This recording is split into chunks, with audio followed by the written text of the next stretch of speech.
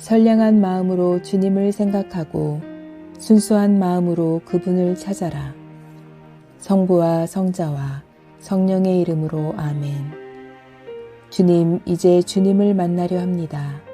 당신의 말씀을 들려주시고 당신의 말씀을 보여주시고 당신의 말씀을 만지게 해주십시오. 저를 보시는 주님의 기쁨을 느끼게 해주십시오. 저와의 만남을 기뻐하시는 우리 주 예수 그리스도를 통하여 비나이다. 아멘. 예수의 영광스러운 변모. 마르코의 복음서 9장. 예수께서 또 말씀하셨다. 나는 분명히 말한다. 여기 서 있는 사람들 중에는 죽기 전에 하느님 나라가 권능을 떨치며 오는 것을 볼 사람들도 있다. 엿새 후에 예수께서 베드로와 야고보와 요한만을 따로 데리고 높은 산으로 올라가셨다. 그때 예수의 모습이 그들 앞에서 변하고 그 옷은 세상의 어떤 마전장이도 그보다 더 희게 할 수 없을 만큼 새하얗고 눈부시게 빛났다. 그런데 그 자리에는 엘리야가 모세와 함께 나타나서 예수와 이야기하고 있었다. 그때 베드로가 나서서 선생님, 저희가 여기서 지내면 얼마나 좋겠습니까? 여기에 초막 셋을 지어 하나는 선생님을 모시고 하나는 모세를, 하나는 엘리야를 모셨으면 합니다. 하고 예수께 말하였다. 베드로는 다른 제자들과 함께 겁에 질려서 무슨 말을 해야 좋을지 몰라 엉겁결에 그렇게 말했던 것이다. 바로 그때 구름이 일며 그들을 덮더니 구름 속에서 이는 내 사랑하는 아들이니 너희는 그의 말을 잘 들어라 하는 소리가 들려왔다. 제자들은 곧 주위를 둘러보았으나 예수와 자기들 밖에는 아무도 보이지 않았다. 산에서 내려오시면서 예수께서는 제자들에게 사람의 아들이 죽었다 다시 살아날 때까지는 지금 본 것을 아무에게도 말하지 마라 하고 단단히 당부하셨다. 제자들은 이 말씀을 마음에 새겨두었다. 그러나 죽었다가 다시 살아난다는 말씀이 무슨 뜻인지 몰라서 서로 물어보다가 예수께 율법학자들은 엘리야가 먼저 와야 한다고 하는데 어떻게 된 일입니까? 하고 물었다. 예수께서는 이렇게 대답하셨다. 과연 엘리야가 먼저 와서 모든 것을 바로잡아 놓을 것이다. 그런데 성서에 사람의 아들이 많은 고난을 받고 멸시를 당하리라고 한 것은 무슨 까닭이겠느냐. 너희에게 말해두거니와 사실은 성서에 기록된 대로 엘리야는 벌써 왔었고 사람들은 그를 제멋대로 다루었다. 그들이 다른 제자들이 있는 곳으로 돌아와 보니 제자들이 큰 군중에 둘러싸여 율법학자들과 말다툼을 하고 있었다. 사람들은 예수를 보자 모두 놀라서 달려와 인사를 하였다.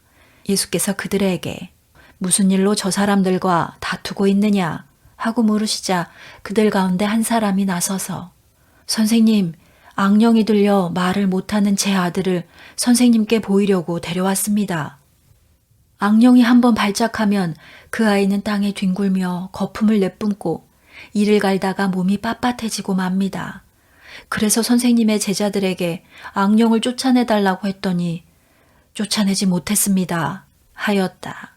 예수께서는 이 세대가 왜 이다지도 믿음이 없을까? 내가 언제까지 너희와 함께 살며 이 성화를 받아야 한단 말이냐? 그 아이를 나에게 데려오너라 하셨다. 그들이 아이를 예수께 데려오자 악령이 예수를 보고는 곧 아이에게 심한 발작을 일으키게 했다. 그래서 아이는 땅에 넘어져 입에서 거품을 흘리며 뒹굴었다. 예수께서 그 아버지에게 아이가 이렇게 된 지 얼마나 되었느냐 하고 물으시자 그는 이렇게 대답하였다. 어렸을 때부터입니다. 악령의 발작으로 그 아이는 불 속에 뛰어들기도 하고 물속에 빠지기도 하였습니다. 그래서 여러 번 죽을 뻔하였습니다. 선생님께서 하실 수 있다면 자비를 베푸셔서 저희를 도와주십시오.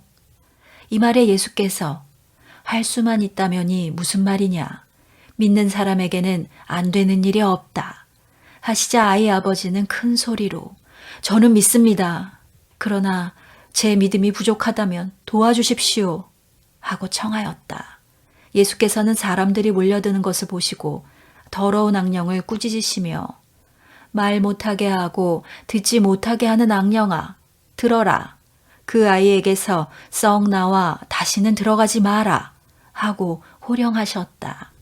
그러자 악령이 소리를 지르며 그 아이에게 심한 발작을 일으켜 놓고 나가버렸다. 그 바람에 아이가 죽은 것 같이 되자 사람들은 모두 아이가 죽었구나 하고 웅성거렸다. 그러나 예수께서 아이의 손을 잡아 일으키시자 그 아이는 벌떡 일어났다. 그 뒤 예수께서 집으로 들어가셨을 때에 제자들이 왜 저희는 악령을 쫓아내지 못하였습니까? 하고 넌지시 물었다. 예수께서는 기도하지 않고서는 그런 것을 쫓아낼 수 없다. 하고 대답하셨다. 예수의 일행이 그곳을 떠나 갈릴레아 지방을 지나가게 되었는데 예수께서는 이 일이 사람들에게 알려지는 것을 원치 않으셨다. 그것은 예수께서 제자들을 따로 가르치고 계셨기 때문이다. 그는 제자들에게 사람의 아들이 잡혀 사람들의 손에 넘어가 그들에게 죽었다가 사흘 만에 다시 살아날 것이다. 하고 일러주셨다. 그러나 제자들은 그 말씀을 깨닫지 못했고 묻기조차 두려워하였다. 그들은 가파르나움에 이르렀다. 예수께서는 집에 들어가시자 제자들에게 길에서 무슨 일로 다투었느냐 하고 물으셨다. 제자들은 길에서 누가 제일 높은 사람이냐 하는 문제로 서로 다투었기 때문에 아무 대답도 하지 못하였다. 예수께서는 자리에 앉아 12제자를 곁으로 부르셨다. 그리고 첫째가 되고자 하는 사람은 꼴찌가 되어 모든 사람을 섬기는 사람이 되어야 한다. 하고 말씀하신 다음 어린이 하나를 데려다가 그들 앞에 세우시고 그를 안으시며 제자들에게 이렇게 말씀하셨다. 누구든지 내 이름으로 이런 어린이 하나를 받아들이면 곧 나를 받아들이는 것이고 또 나를 받아들이는 사람은 나만을 받아들이는 것이 아니라 곧 나를 보내신 이를 받아들이는 것이다. 요한이 예수께 선생님, 어떤 사람이 선생님의 이름으로 마귀를 쫓아내는 것을 보았는데 그는 우리와 함께 다니는 사람이 아니었습니다. 그래서 그런 일을 못하게 막았습니다. 하고 말하였다. 예수께서는 말리지 마라. 내 이름으로 기적을 행한 사람이 그 자리에서 나를 욕하지는 못할 것이다. 우리를 반대하지 않는 사람은 우리를 지지하는 사람이다. 나는 분명히 말한다. 너희가 그리스도의 사람이라고 하여 너희에게 물 한 잔이라도 주는 사람은 반드시 자기의 상을 받을 것이다. 또 나를 믿는 이 보잘것없는 사람들 가운데 누구 하나라도 죄짓게 하는 사람은 그 목에 연자맷돌을 달고 바다에 던져지는 편이 오히려 나을 것이다. 손이 죄를 짓게 하거든 그 손을 찍어버려라. 두 손을 가지고 꺼지지 않는 지옥의 불 속에 들어가는 것보다는 불구의 몸이 되더라도 영원한 생명에 들어가는 편이 나을 것이다. 발이 죄를 짓게 하거든 그 발을 찍어버려라.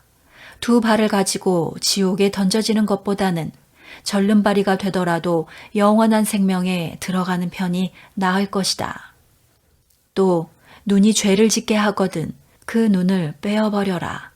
두 눈을 가지고 지옥에 들어가는 것보다는 애꾸눈이 되더라도 하느님 나라에 들어가는 편이 나을 것이다. 지옥에서는 그들을 파먹는 구더기도 죽지 않고 불도 꺼지지 않는다. 누구나 다 불소금에 절여질 것이다. 소금은 좋은 것이다. 그러나 소금이 짠맛을 잃으면 무엇으로 다시 그 소금을 짜게 하겠느냐. 너희는 마음의 소금을 간직하고 서로 화목하게 지내라. 마르코의 복음서 10장. 예수께서 거기를 떠나 유다 지방과 요르단강 건너편으로 가셨는데 사람들이 또 많이 모여들었으므로 늘 하시던 대로 그들을 가르치셨다. 그때 바리사이파 사람들이 와서 예수의 속을 떠보려고 남편이 아내를 버려도 좋습니까? 하고 물었다. 예수께서는 모세는 어떻게 하라고 일렀느냐 하고 반문하셨다. 이혼장을 써주고 아내를 버리는 것은 허락했습니다 하고 그들이 대답하자 예수께서는 이렇게 말씀하셨다. 모세는 너희의 마음이 굳을 대로 굳어져서 이 법을 제정해 준 것이다. 그런데 천지 창조 때부터 하느님께서는 사람을 남자와 여자로 만드셨다. 그러므로 사람은 그 부모를 떠나 자기 아내와 합하여 둘이 한 몸이 되는 것이다. 따라서 그들은 이제 둘이 아니라 한 몸이다. 그러므로 하느님께서 짝지어 주신 것을 사람이 갈라놓아서는 안 된다.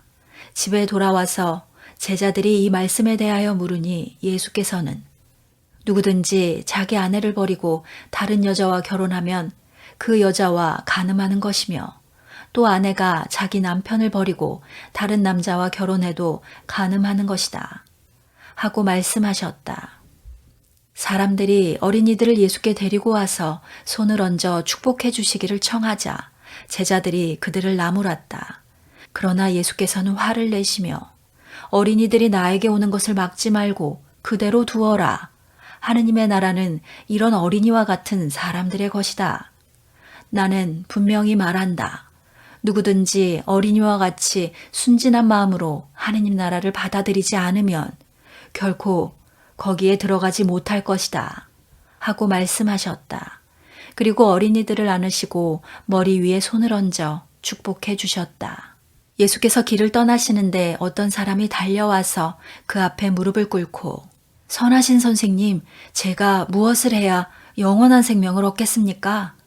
하고 물었다. 예수께서는 이렇게 대답하셨다. 왜 나를 선하다고 하느냐? 선하신 분은 오직 하느님뿐이시다. 살인하지 마라, 간음하지 마라, 도둑질하지 마라, 거짓 증언하지 마라, 남을 속이지 마라, 부모를 공경하여라. 한 계명들을 너는 알고 있을 것이다. 그 사람이 선생님, 그 모든 것은 제가 어려서부터 다 지켜왔습니다. 하고 대답하였다. 예수께서는 그를 유심히 바라보시고 대견해 하시며 이렇게 말씀하셨다. 너에게 한 가지 부족한 것이 있다. 가서 가진 것을 다 팔아 가난한 사람들에게 나누어 주어라. 그러면 하늘에서 보화를 얻게 될 것이다. 그러니 내가 시키는 대로 하고 나서 나를 따라오너라. 그러나 그 사람은 재산이 많았기 때문에 이 말씀을 듣고 울상이 되어 근심하며 떠나갔다. 예수께서는 제자들을 둘러보시며 재물을 많이 가진 사람이 하느님 나라에 들어가는 것은 얼마나 어려운 일인지 모른다. 하고 말씀하셨다. 제자들은 이 말씀을 듣고 놀랐다. 그러나 예수께서 다시 이렇게 말씀하셨다. 하느님 나라에 들어가기는 참으로 어렵다. 부자가 하느님 나라에 들어가는 것보다는 낙타가 바늘귀로 빠져나가는 것이 더 쉬울 것이다. 제자들은 깜짝 놀라 그러면 구원받을 사람이 어디 있겠는가 하며 서로 수군거렸다. 예수께서는 제자들을 똑바로 보시며 그것은 사람의 힘으로는 할 수 없으나 하느님은 하실 수 있는 일이다. 하느님께서는 무슨 일이나 다 하실 수 있다. 하고 말씀하셨다. 그때 베드로가 나서서 보시다시피 저희는 모든 것을 버리고 주님을 따랐습니다. 하고 말하였다. 예수께서는 이렇게 말씀하셨다. 나는 분명히 말한다. 누구든지 나를 위하여 또 복음을 위하여 집이나 형제나 자매나 어머니나 아버지나 자녀나 토지를 버린 사람은 현세에서 박해도 받겠지만 집과 형제와 자매와 어머니와 자녀와 토지의 복도 100배나 받을 것이며 내세에서는 영원한 생명을 얻을 것이다. 그런데 첫째가 꼴찌가 되고 꼴찌가 첫째가 되는 사람이 많을 것이다. 예수의 일행이 예루살렘으로 올라가는 길이었다. 그때 예수께서 앞장서서 가셨고 그것을 본 제자들은 어리둥절하였다. 그리고 그 뒤를 따라가는 사람들은 불안에 쌓여 있었다. 예수께서 다시 12 제자를 가까이 불러 장차 당하실 일들을 일러주셨다. 우리는 지금 예루살렘으로 올라가는 길이다. 거기에서 사람의 아들은 대사제들과 율법학자들의 손에 넘어가 사형 선고를 받고 다시 이방인의 손에 넘어갈 것이다. 그러면 그들은 사람의 아들을 조롱하고 침뱉고 채찍질하고 마침내 죽일 것이다. 그러나 사람의 아들은 사흘 만에 다시 살아날 것이다. 제베데오의 두 아들 야고보와 요한이 예수께 가까이 와서 선생님, 소원이 있습니다. 꼭 들어주십시오. 하고 말하였다. 예수께서 그들에게 나에게 바라는 것이 무엇이냐? 하고 물으시자 그들은 선생님께서 영광의 자리에 앉으실 때 저희를 하나는 선생님의 오른편에 하나는 왼편에 앉게 해주십시오. 하고 부탁하였다. 그래서 예수께서는 너희가 청하는 것이 무엇인지나 알고 있느냐? 내가 마시게 될 잔을 마실 수 있으며 내가 받을 고난의 세례를 받을 수 있단 말이냐? 하고 물으셨다. 그들이 예, 할 수 있습니다. 하고 대답하자 예수께서 다시 이렇게 말씀하셨다. 너희도 내가 마실 잔을 마시고 내가 받을 고난의 세례를 받기는 할 것이다. 그러나 내 오른편이나 왼편 자리에 앉는 특권은 내가 주는 것이 아니다. 그 자리에 앉을 사람들은 하느님께서 미리 정해놓으셨다. 이 대화를 듣고 있던 다른 10 제자가 야고보와 요한을 보고 화를 냈다. 그래서 예수께서는 그들을 가까이 불러놓고 너희도 알다시피 이방인들의 통치자로 자처하는 사람들은 백성을 강제로 지배하고 또 높은 사람들은 백성을 권력으로 내리누른다. 그러나 너희는 그래서는 안 된다. 너희 사이에서 누구든지 높은 사람이 되고자 하는 사람은 남을 섬기는 사람이 되어야 하고 으뜸이 되고자 하는 사람은 모든 사람의 종이 되어야 한다. 사람의 아들도 섬김을 받으러 온 것이 아니라 섬기러 왔고 또 많은 사람들을 위하여 목숨을 바쳐 몸값을 치르러 온 것이다. 하셨다. 예수와 제자들이 예리고에 들렸다가 다시 길을 떠날 때에 많은 사람들이 따라가고 있었다. 그때 티메오의 아들 바르티메오라는 안 못 보는 거지가 길가에 앉아 있다가 나자렛 예수라는 소리를 듣고 다윗의 자손이신 예수님, 저에게 자비를 베풀어 주십시오.